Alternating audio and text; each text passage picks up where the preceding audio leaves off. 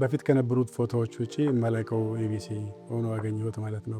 የነበሩ ሰዎች መሳሪያዎቹ አሁን ራሱ ባለቤት ሆኖ አጀንዳዎቹን አውቆ አጀንዳዎቹን ፈጥሮ አገራዊ በሆኑ ደግሞ መሰረታዊ ጉዳዮች ላይ ነን ፓርቲዛን የሆኑ ግን የአገር ግንባታ በሆኑ ጉዳዮች ላይ ባለቤት ሆኖ መስራት መጀመር ትልቅ ለውጥ ነው። ኦንላይንን እንደ አንድ ሶስተኛው ክንፍ መሳሪያ አድርጎ ማቅረብ እንደ ችግር ነበር የሚወሰደው። የልጆች ሜዳ ነው ተብሎ ነበር የሚወሰደው።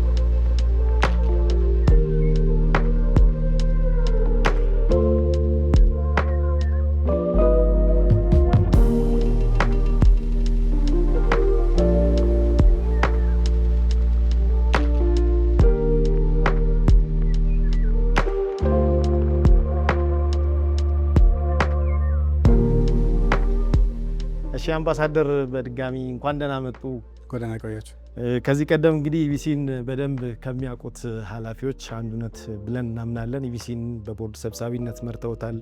እንደዚሁም በተለያዩ ምክንያቶች በቅርበት ከሚያውቁት ተቋም አንዱ ነውና ኢቢሲ ደግሞ ትናንት ከነበረበት የኮንቴነር የቦታ ለውጥ አድርጓል።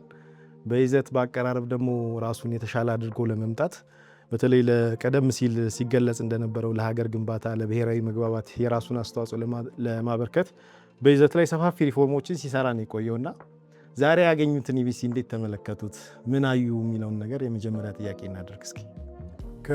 በፊት ከነበሩት ፎቶዎች ውጪ መላከው ኢቢሲ ሆኖ አገኘሁት ማለት ነው። የነበሩ ሰዎች መሳሪያዎቹ በሪካርድ የተቀመጡት እንዳሉ ናቸው። በተረፈ ግን በፊት የነበረው ኢቢሲና ያሁኑ አይገናኝም በሁለት መንገድ። በአንድ በኩል ከአጠቃላይ ፋሲሊቲው አንጻር፣ ሁለተኛ ከትኩረት እና ጉዳዮችን ባለቤት ሆኖ ተቀብሎ ከመስራት አንጻር በፊት ኦሪንቴሽን ትሰጣለህ፣ ሀሳቡን ትወስዳለህ። የሆነ ሰው እንደነገረህና አንተ ማሳለፊያ እንደሆንክ ታስቦ ነበር የሚሰራው።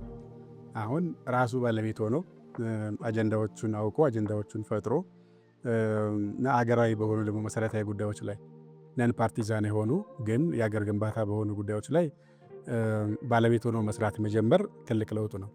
ሁለት ሌሎች ገጽታዎች አሉት። በአንድ በኩል ሪሰርች የሚባል ነገር ያው የለም። ጋዜጠኛው ይሄዳል፣ ይለፋል፣ ይጽፋል፣ ራሱ ኤዲት ያደርጋል። ከዛ ይታገዝና በራሱ ነው የሚሄደው። አሁን ከጀርባ ያለው ሀሳብ ተደራጅቶ በመረጃ ደርጅቶ በእውቀት ተመስርቶ ለሚሰራው ሰው ማቅረብ የሚቻልበት ትልቅ የጀርባ አጥንት ይሆናል። ሁለተኛው ትልቅ ሽፍት ያው ዘመኑም ተለውጧል። በፊት ወጣቱ እየተቀየረ ወደ ማህበራዊ ሚዲያው እየሄደ በሚሄድበት ወቅት የኦንላይን ሚዲያን እንደ ሚዲያ መውሰድ የተለመደ አልነበረም። እዚህ ቤት የነበረው ያኔ ታች እያለን ሬዲዮና ቴሌቪዥን ሁለት ክንፍ አለው። ኤዲቶሪያል መመሪያዎቹም የተዘጋጁት በሱ ነው እና ኤዲቶሪያል መመሪያውን መቀየር በራሱ እና ኦንላይንን እንደ አንድ ሶስተኛው ክንፍ መሳሪያ አድርጎ ማቅረብ እንደ ችግር ነበር የሚወሰደው። የልጆች ሜዳ ነው ተብሎ ነበር የሚወሰደው። አሁን የልጆች ሜዳ ሳይሆን ዋናው የማህበረሰብ መገበያያው የሀሳብ መገበያያ ሜዳ ሆኖ ወጥቷል። ስለዚህ አንዱ ትልቅ ዊንግ ሆኗል ማለት ነው። እንደውም ወደፊት እየተካ የሚሄደው እሱ እየሆነ የመጣበት ነገር አለና ኢቢሲ የበፊቱን አደራጅቶ መጥቶ ቀጣይ የምንገባበትን ደግሞ የምዕራፍ ከወዲሁ በባለቤትነት በእውቀት እየገባበት መሆኑ ያሳያል። ይሄ ትልቅ ለውጥ ነው ብዬ ወስዳለሁ። በተረፈ ህንፃው፣ ፋሲሊቲው፣ መሳሪያው፣ የሰራተኛው ንቃት የበፊቱ አይነት ትግል አይጠይቅም ማለት ነው። አሁን ከባለቤቶች ጋር ነው የምናወራው። በፊት ከእንግዶች ጋር መረጃ ሰጥተህ ኦሪንቴሽን ሰጥተህ ነው የምትሰራውና ለንጽር አይቀርብም ለማለት ነው።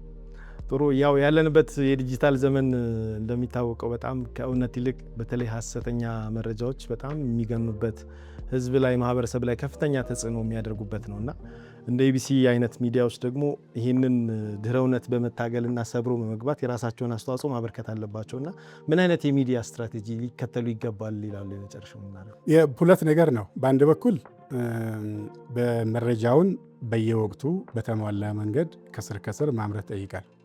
ሁለተኛው ከማህበረሰቡ ጋር ቶሎ ቶሎ መገናኘት ጠይቃል። ምክንያቱም መጨረሻ ላይ ያበጥራል። ማህበረሰቡ ወደ ሰማው የሄድ ይሆናል፣ ግን እውነት ሲያገኝ ይመለሳል። ስለዚህ ቀጣይነት ያለው ኢንጌጅመንት ይፈልጋል። ለሱ ደግሞ ከስር ከስር የሚሰራ ምርምር ይጠይቃል እና ደግሞ በማስረጃ ማስደገፍ በመረጃ ማስደገፍን ይፈልጋል የሚል እምነት አለኝ። እናመሰግናለን አምባሳደር። ለቅብሻ ያክል ከነሳ አመሰግናለሁ።